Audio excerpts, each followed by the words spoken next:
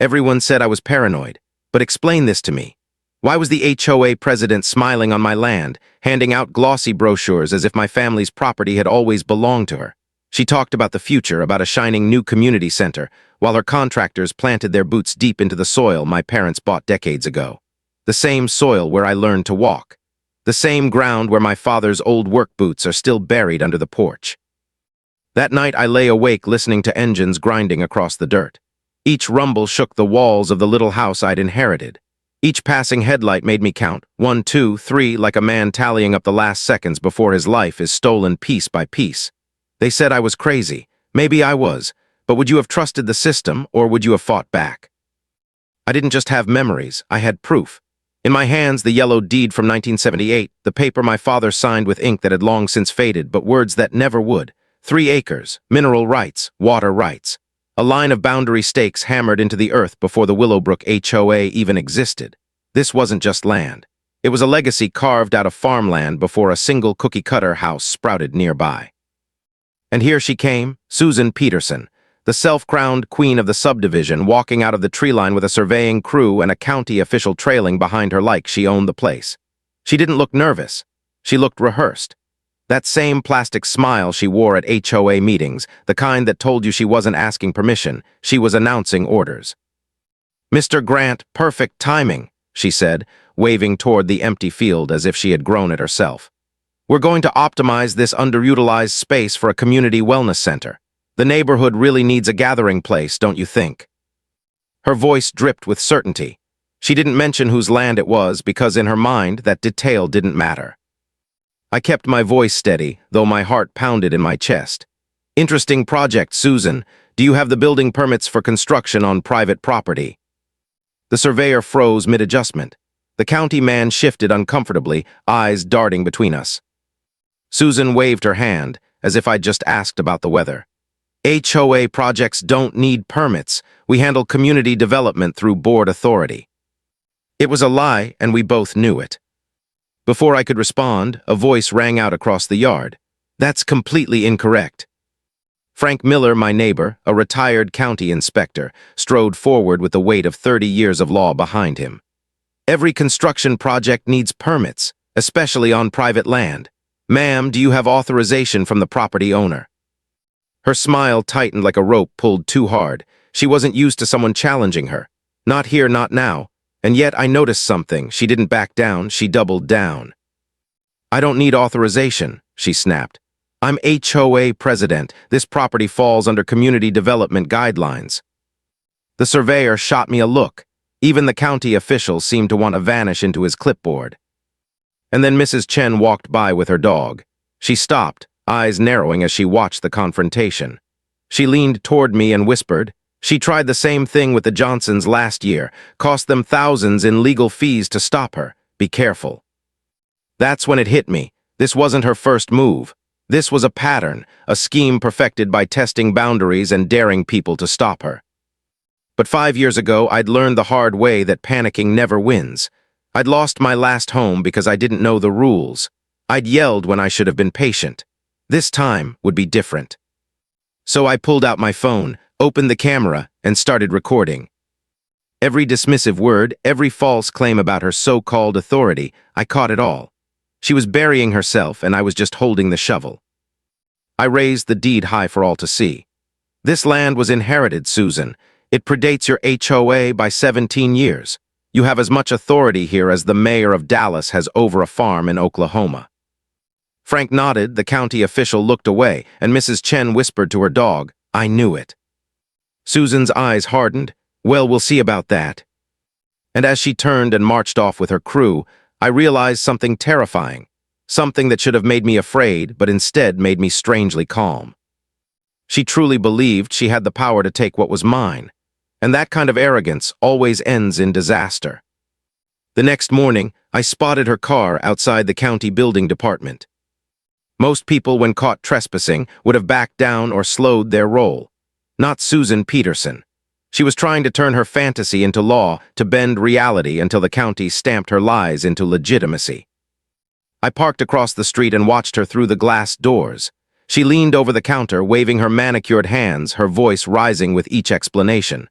The clerk shook his head. Another clerk came. Then another. Every new face brought her more frustration, more red in her cheeks.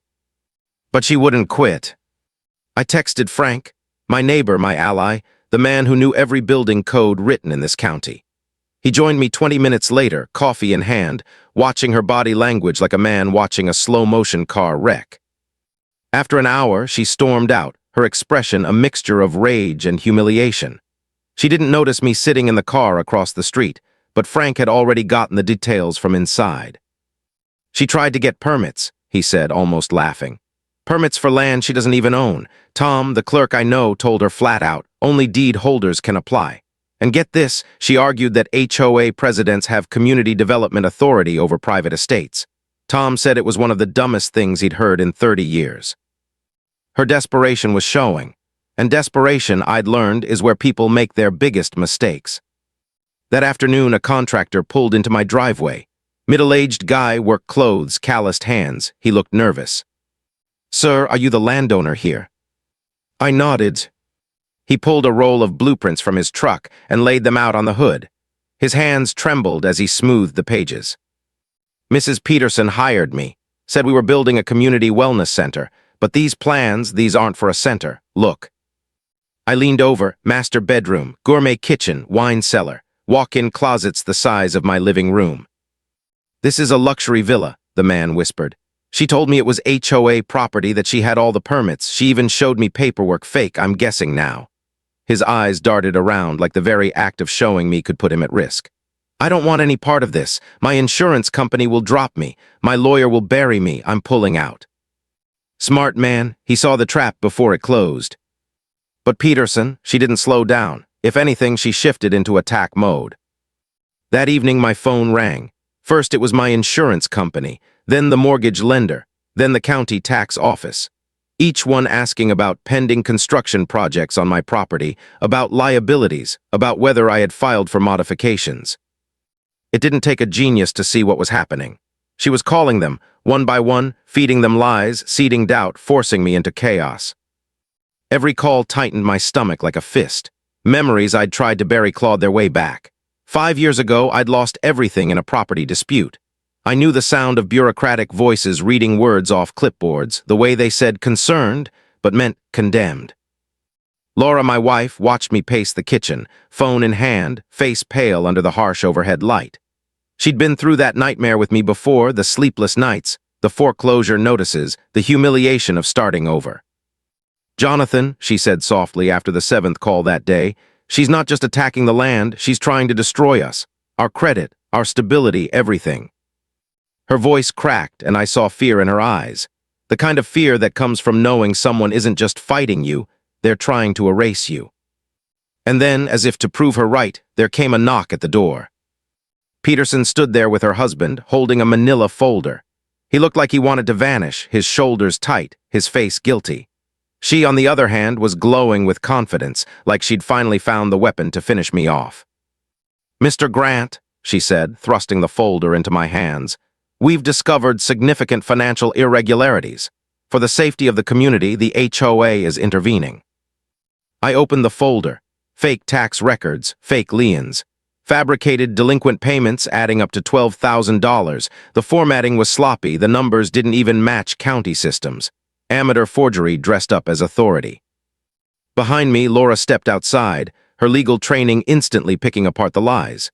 She fired questions Peterson couldn't answer, each one cutting through her fraud like glass shattering. Frank showed up too, drawn by the sound of confrontation. One look at the papers and he shook his head. "Completely fake, not even close to real. Ma'am, this is document fraud." Susan's smile faltered, but she wouldn't admit defeat. She stuffed the papers back into her folder, muttered something about community safety, and stormed away with her husband trailing like a man chained to a sinking ship. I stood in the doorway watching her retreat, feeling the strangest calm settle over me. Because in her arrogance, she'd just handed me something more valuable than gold, physical evidence of her fraud.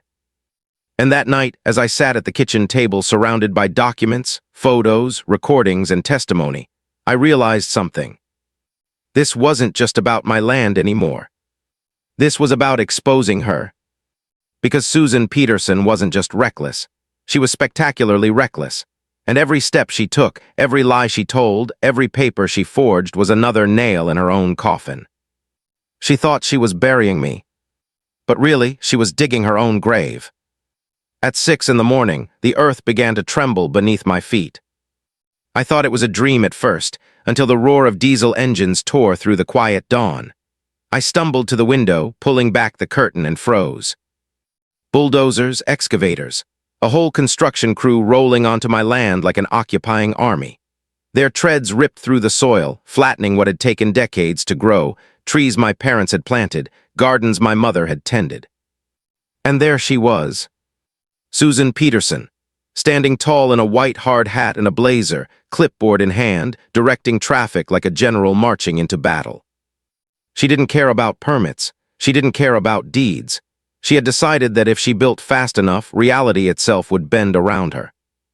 I dialed Frank immediately. Minutes later, he was at my property line with his camera and measuring tape. We stood there shoulder to shoulder, watching the chaos unfold.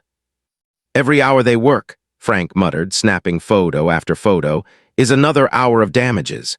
She's racking up liability faster than she's pouring concrete. She thinks speed will bury the law, but she's actually building evidence against herself." But evidence didn't soften the sound of trees crashing down, or the sight of soil ripped open by steel claws.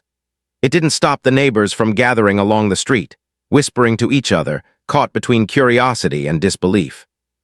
By noon, the foundation had been marked out. Broad, sprawling, the kind you'd expect for a mansion, not a wellness center. Peterson moved among the small crowd like a politician on election day, shaking hands, handing out glossy brochures filled with promises of yoga studios and community rooms. None of it was real, but people wanted to believe. And belief is a dangerous thing. That afternoon, a black SUV pulled up. Out stepped Councilman Rick Torres, face polished with political confidence, smile practiced for campaign posters. Peterson had brought in reinforcements. The crowd buzzed. The moment Torres appeared, the whispers turned into applause. He stood beside her, nodding as she gestured to the heavy machinery tearing apart my family's land. "This wellness center," she declared to the gathering, "is exactly the kind of forward-thinking development our community deserves. Property values will rise. Our children will have safe spaces. Willowbrook will become a model neighborhood." The crowd clapped louder, and Torres added his weight, his voice booming over the machinery. "Sometimes progress requires hard decisions. Leadership is about vision, not resistance." My stomach turned. They weren't just stealing dirt. They were stealing the story, twisting it, turning me, the legal owner, into the villain standing in the way of progress. I stepped forward, my voice carrying over the crowd. "Councilman Torres, who owns this land." The silence was deafening. Neighbors turned their heads, eyes flicking between me and him. He shifted, adjusted his tie, and gave the kind of answer only a politician could deliver. Smooth, empty. "Development projects involve multiple stakeholders and complex legal frameworks," he said. "Best left to professionals." In other words, dodge the truth. Frank moved beside me, his voice sharp, his credentials undeniable. "This is private land, construction without permits. Every violation is stacking up daily. No occupancy permit will ever be legal." Some neighbors nodded, concern dawning in their faces. But others, they kept looking at Peterson, at Torres, at the dream they were being sold. And Peterson, sensing her momentum, struck hard. "This," she said, pointing at Frank, "is the kind of obstructionist thinking that keeps communities stagnant. We need vision. We need courage." The applause returned. I saw it happening before my eyes, my neighbors dividing into two camps. Property rights versus promises of progress. Law versus illusion. By dusk, the bulldozers parked under floodlights. Workers kept pouring concrete long into the night, the harsh glare turning my backyard into a stage for her empire building. Laura and I stood in our yard, arms around each other, the glow of construction lighting our faces. "She's committed now," Laura whispered, fear threading her voice. "Every dollar she spends makes her more desperate, and desperate people make dangerous choices." She was right. Peterson had crossed the point of no return. But the real storm wasn't the noise outside. It was what came the next morning. My phone rang at 7 a.m. Insurance company, mortgage lender, tax office, again, each one reporting concerns. each one demanding explanations. By 9, inspectors were knocking on my door. Septic system failures, electrical fire hazards, emergency violations. Every claim was false. The county building inspector finally sighed in frustration as he closed another blank report. "Mr. Grant," he said, "someone's filing systematic false complaints against you. This isn't oversight, it's harassment, abuse of process, and it's serious." He left shaking his head, but I knew who it was. Peterson. She wasn't just stealing my land anymore.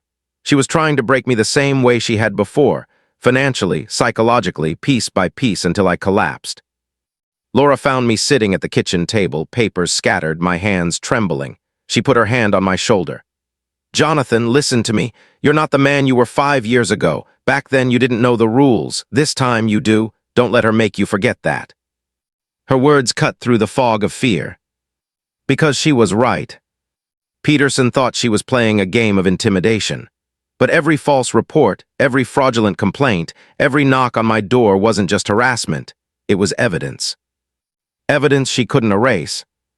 And while she was busy burying me in paper, she didn't realize she was also burying herself. The question was, how far would she go before the ground gave way beneath her? By evening, I thought the storm might ease. I was wrong. A knock rattled the door, sharp and insistent. When I opened it, Susan Peterson stood there again, her husband at her side, looking like a man dragged into a crime he hadn't signed up for. In her hand, papers. Thick, official-looking, bound in a manila folder. She smiled the way a predator smiles when it thinks it's already won. "Mr. Grant," she said smoothly, "for the safety of our community, the HOA is filing a restraining order against you and your wife." I blinked. A restraining order. She shoved the papers into my chest. "Your behavior is disruptive, threatening, dangerous to the neighborhood." I didn't shout, I didn't argue. I simply took the folder and closed the door in her face. Behind the wood, I stood there in silence, flipping page after page. Fabrications. Lies. She painted us as villains, claiming we were harassing her, disrupting HOA operations, endangering the community. I laughed, not out of humor, but disbelief. Every page was another nail in her coffin. Every signature another crime. Laura found me in the hallway, my hands shaking with the weight of the papers. But instead of despair, a strange calm spread through me. I whispered, "She doesn't even realize it. She's building her own downfall." 3 days later, we launched our counterattack. Frank and I met in his garage, maps and documents spread across the workbench. Laura joined us, her sharp legal mind cutting through Peterson's smokescreens like a blade. Frank pointed to the HOA bylaws. Every expenditure over $500 requires board approval and member notification. If she's using HOA money to fund this so-called community project, we've got her. That's embezzlement. We filed formal requests under Texas nonprofit disclosure laws. The HOA tried to stall, but eventually they had no choice. And when the documents arrived, the truth hit like a thunderclap. $47,000. That's what she had drained from the HOA's coffers. Architectural plans, equipment rentals, deposits to contractors, legal consultations, all without board approval, all without resident notification. Laura flipped through the statements, highlighting line after line. "This isn't just poor judgment," she said grimly. "This is systematic embezzlement. She's stealing community money to build herself a villa." The smoking gun. I knew we couldn't keep this quiet, so I showed Mrs. Chen first, the same neighbor who had whispered warnings to me weeks earlier. She held the papers in her hands, her eyes widening with every page. "We pay $600 a year for street maintenance and landscaping," she said, her voice trembling with rage. "Not for her to build herself a mansion. Every homeowner needs to know." And she told them. Within days, the neighborhood buzzed with fury. People who had smiled politely at Peterson now whispered about betrayal. People who had donated to her wellness center fund now realized they financed theft. But I didn't stop there. I contacted Channel 7. An investigative reporter, Sarah Martinez, called me back within the hour. "We've been waiting for a case like this," she said. By sunset, she was standing in my yard with a camera crew, filming the construction site, interviewing neighbors, capturing every ounce of outrage on tape. "This isn't just a local dispute," she explained into the camera. HOA authority abuse affects thousands across the state. This case could set a precedent. And suddenly, Peterson wasn't just fighting me. She was fighting the press. Councilman Torres, who had once smiled beside her, now ducked reporters, his phone unavailable. The political shield she had counted on was crumbling. That night, the news broadcast lit up every living room in the county. Her face, my deed, the construction, the numbers, neighbors calling her a thief. Peterson had thrived in shadows and intimidation and whispered threats, but in the light, she was unraveling. The very next morning, the district attorney's office called. Investigator David Kim wanted to meet. I handed him everything: forged documents, fraudulent liens, video recordings of Peterson's lies, financial statements bleeding with embezzlement.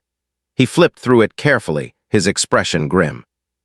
"This isn't just property theft," he said finally. "This is white-collar crime, fraud, embezzlement, potential federal charges. We're treating this seriously." The cracks widened fast. Peterson's lawyer, one of the best in town, reviewed the evidence, then quietly withdrew representation. He couldn't ethically defend her anymore. She was radioactive. Meanwhile, inspectors began arriving daily at her construction site, not to harass me, but to bury her. Every code violation was documented, every unpermitted modification listed, each one another brick in the wall closing in on her. And then came the banks. I'd reported her use of falsified documents to secure construction loans. Federal investigators confirmed my suspicions. Peterson had lied to national lenders, claiming ownership she didn't have. That wasn't just fraud, it was federal bank fraud, carrying sentences of up to 30 years. For the first time, I saw fear in her eyes. But even as the walls closed in, she didn't stop. She doubled down, calling meetings, waving her brochures, spinning new stories about community development and ungrateful neighbors standing in the way of progress. And I realized her arrogance wasn't just blindness, it was addiction.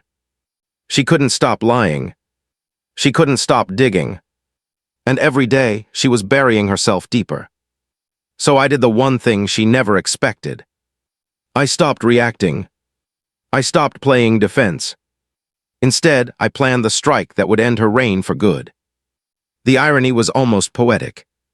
Susan Peterson had been planning a grand opening for her community wellness center, but I had been planning something too, an emergency HOA board meeting. Only this wasn't going to be a meeting. It was going to be a trial. Over 60 residents packed the community center that Saturday morning. Some came curious, some came furious, but all came ready for answers. I stood at the front of the room with Frank and Laura at my side. In my hand, copies of the financial records I'd pried out of Peterson's clutches. I didn't shout, I didn't need to. I simply handed the documents to the first row and let the truth spread like fire. "Every resident deserves to know where their money went," I said. "These are the HOA records, $47,000 siphoned away, not for landscaping, not for maintenance, for Peterson's private villa." The silence broke into whispers, gasps, the rustle of papers turning into accusations. Faces went pale as people did the math. $600 a year from every family, years of dues swallowed up by Peterson's ambition. A board member raised her trembling voice. "If we allowed this, if we signed off without oversight, we could be personally liable for negligence." Her words cracked the dam. Other board members began murmuring about resignation, about legal exposure, about betrayal. Peterson stood at the side, her jaw tight, her eyes scanning the room like a cornered animal searching for escape. She tried to take the floor. "This is misinformation. These are investments in community development." But she was drowned out. Mrs. Chen rose to her feet, voice shaking with rage. "You came to my house 3 times, she shouted, asking me to sign statements claiming Laura Grant was unstable. You wanted me to lie, to destroy my neighbor's wife." The crowd gasped. Heads turned toward Laura, whose calm composure only made Peterson look more unhinged. Another neighbor, Mr. Rodriguez, stood up, shame heavy in his voice. "I believed her. I gave her extra money thinking it would raise our property values. She lied to me. She lied to all of us." Whispers turned to anger. Anger turned to shouting. And then came the hammer.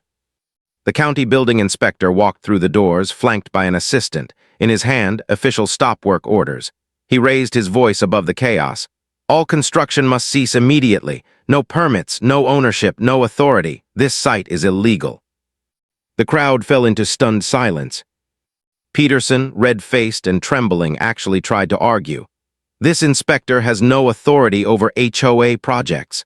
This is a wellness center, not a private residence. Even her staunchest supporters stepped back. People gasped, shook their heads. She sounded delusional, detached from reality.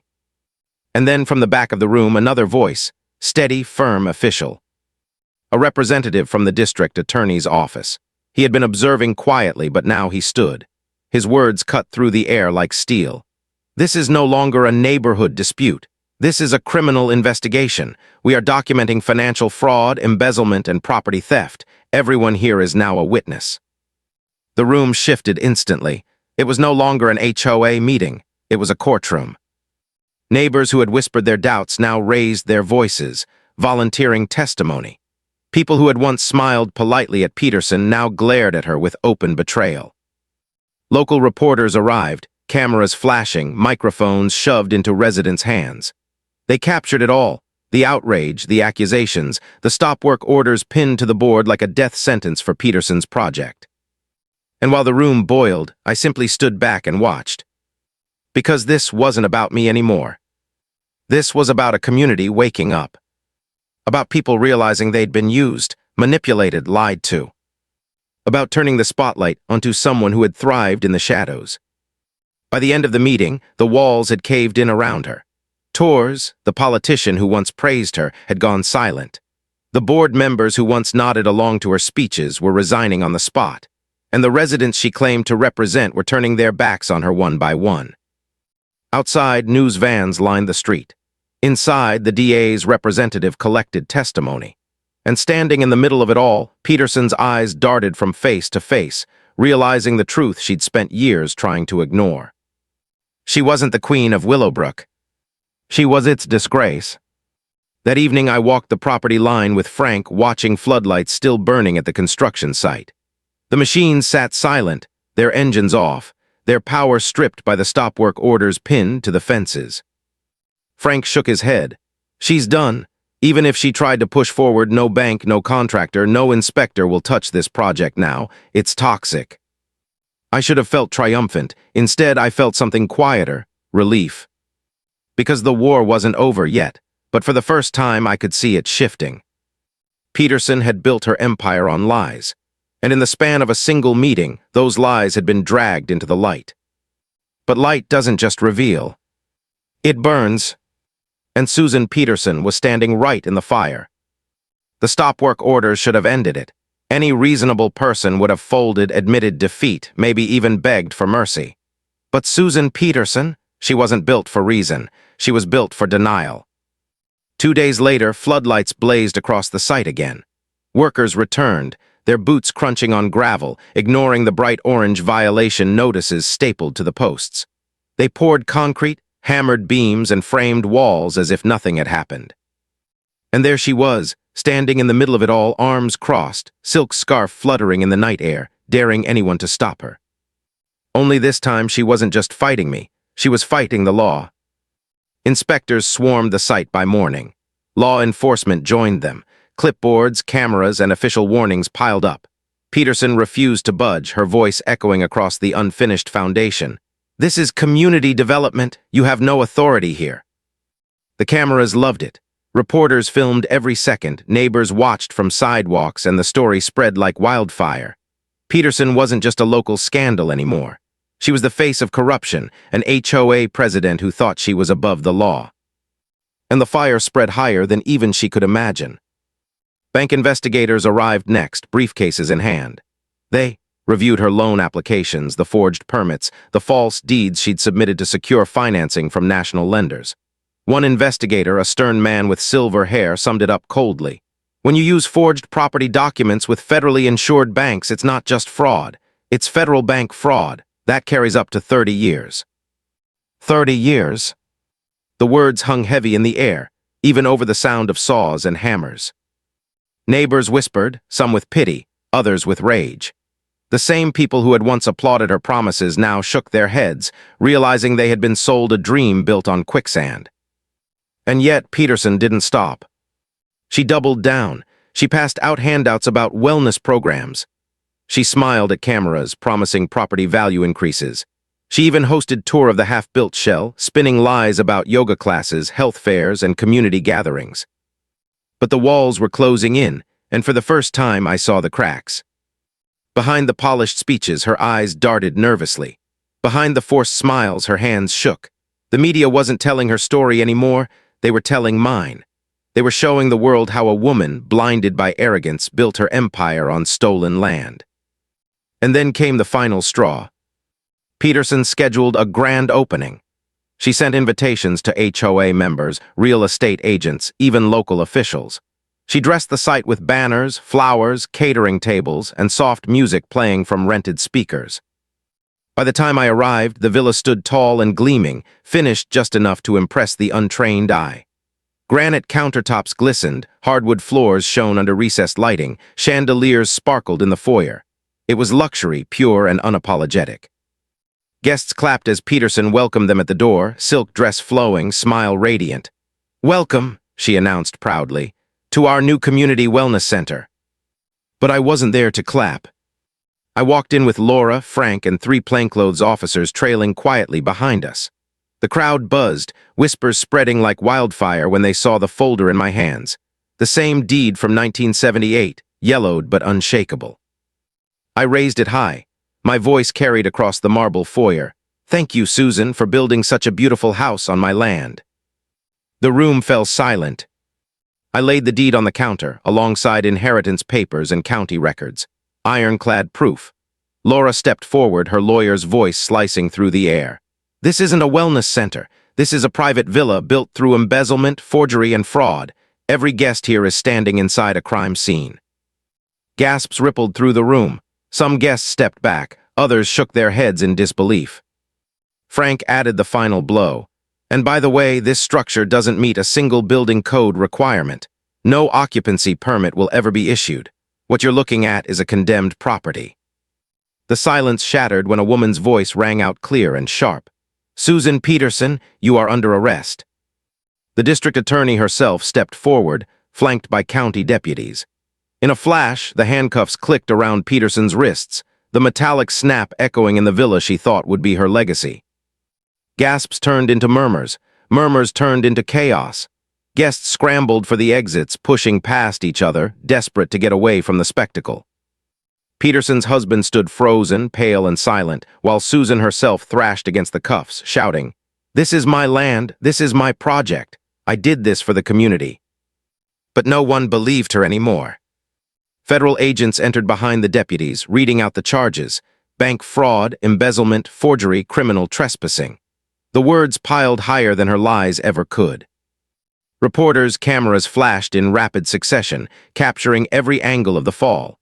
The silk dress, once a symbol of power, now wrinkled and pathetic under the harsh lights. The Queen of Willowbrook, paraded before her subjects, exposed as nothing more than a thief. As they let her out, neighbors stared, some with tears, some with rage. One woman whispered, "I can't believe I defended her." Another shook his head, muttering, "She almost had us all fooled." And I stood still in the marble foyer, letting it all wash over me. Because here's the truth, she had built my dream house. Granite counters, hardwood floors, luxury touches I could never have afforded. She had poured her arrogance into every brick, and in the end, she had built it not for herself, but for me. The villa was mine now, legally, ironically, inevitably. And as the flashing lights of patrol cars lit up the driveway, I realized something.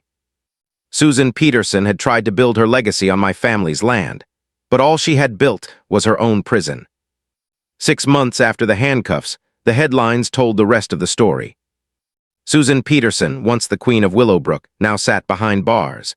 She had pled guilty to multiple state felonies to dodge federal trial. 4 years in state prison, 2 years of federal probation, and restitution $200,000. Every dollar stolen, every fee wasted, every fraudulent loan, she owed it all back. Her assets frozen, her reputation shattered, her empire gone. The irony never stopped hitting me. Because while she sat in a cell, I stood in the villa she built. The same marble foyer where the deputies had read her rights now echoed with Laura's footsteps as she unpacked boxes. The same granite countertops where Peterson once poured champagne for her guests now held our family's coffee mugs. We had moved in. The county condemned the place at first. Dozens of violations had to be corrected. It cost about $150,000 to bring the villa up to code. But once it was done, the house was ours. A home we never could have dreamed of affording had been handed to us by the very person who tried to destroy us. Peterson thought she was building her future. She was really building mine.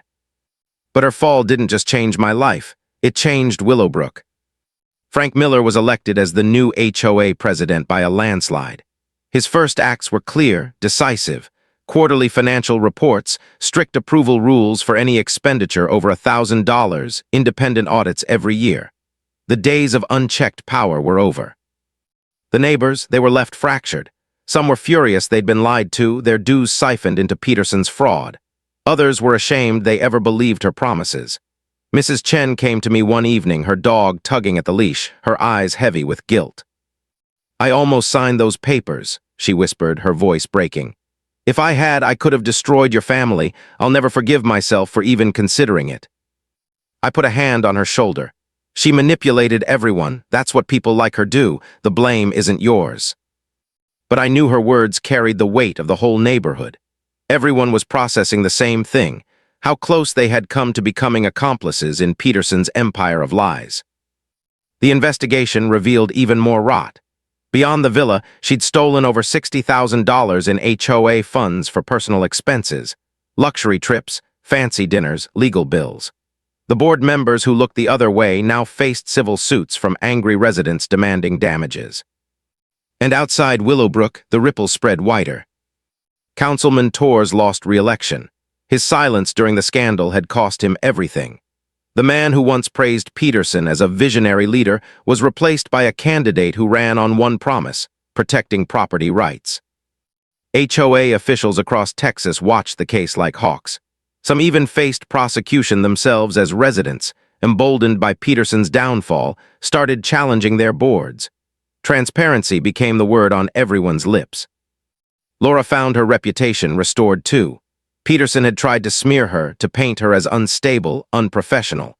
But when the truth came out, the state bar cleared her name entirely. Some lawyers even apologized publicly for believing Peterson's lies. "Systematic harassment," one investigator said. "That's what this was, a targeted campaign of intimidation."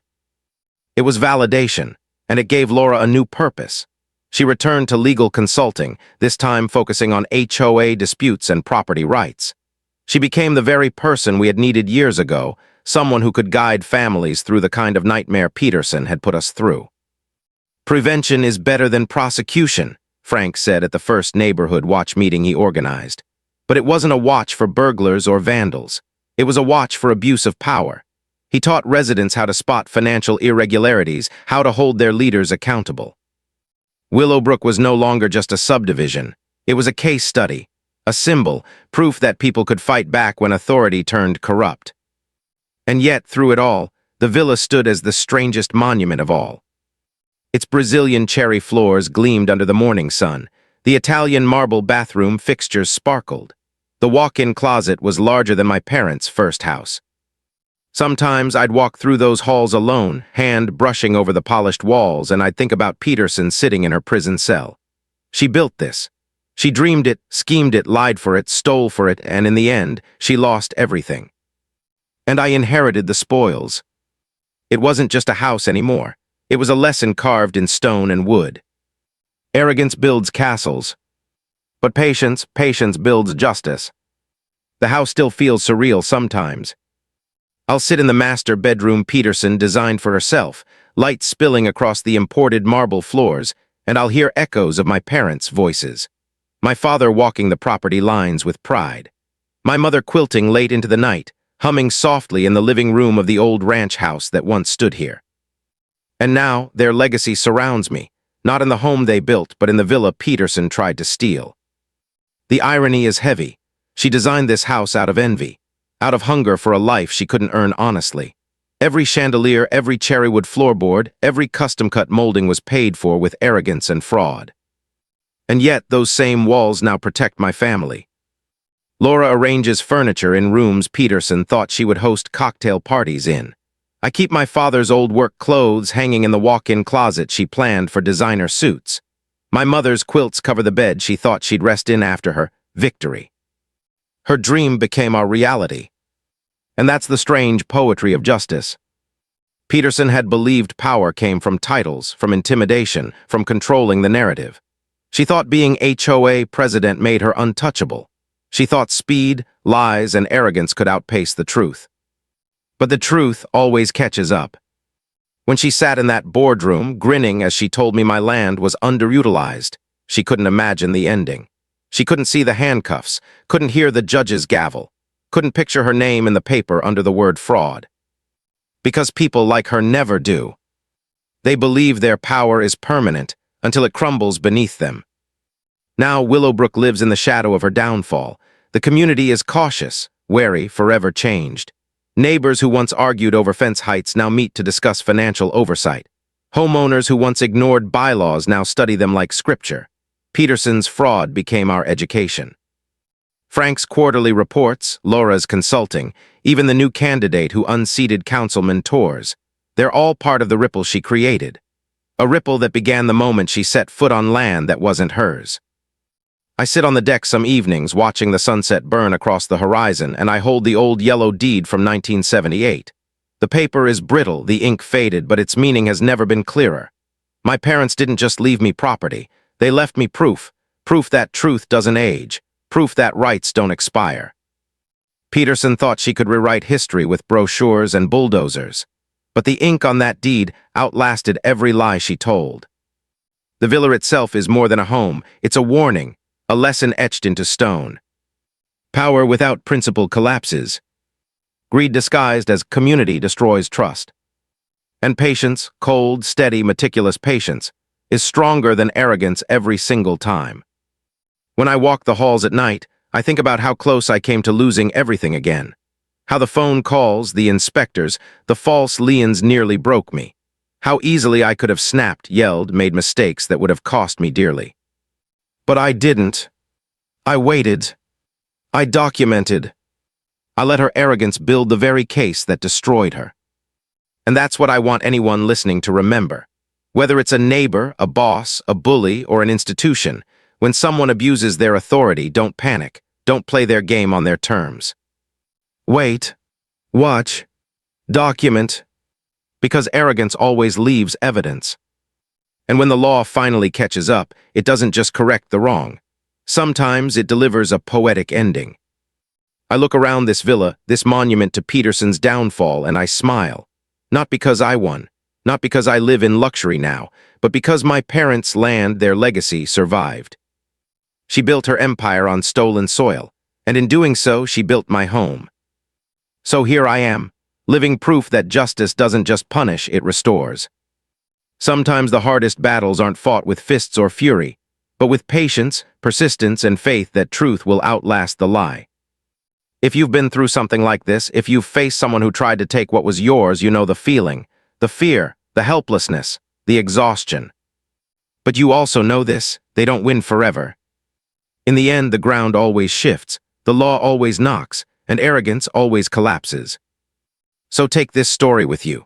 Let it remind you that no one, no HOA president, no politician, no bully, can build their empire on your land without consequence. Because sooner or later, they'll discover the oldest truth in the book. The higher they build their house of lies, the harder it falls. And sometimes, if you're patient enough, they build that house for you. You've heard this confession, now wait until you hear the next one, the truth that shatters everything you thought you knew.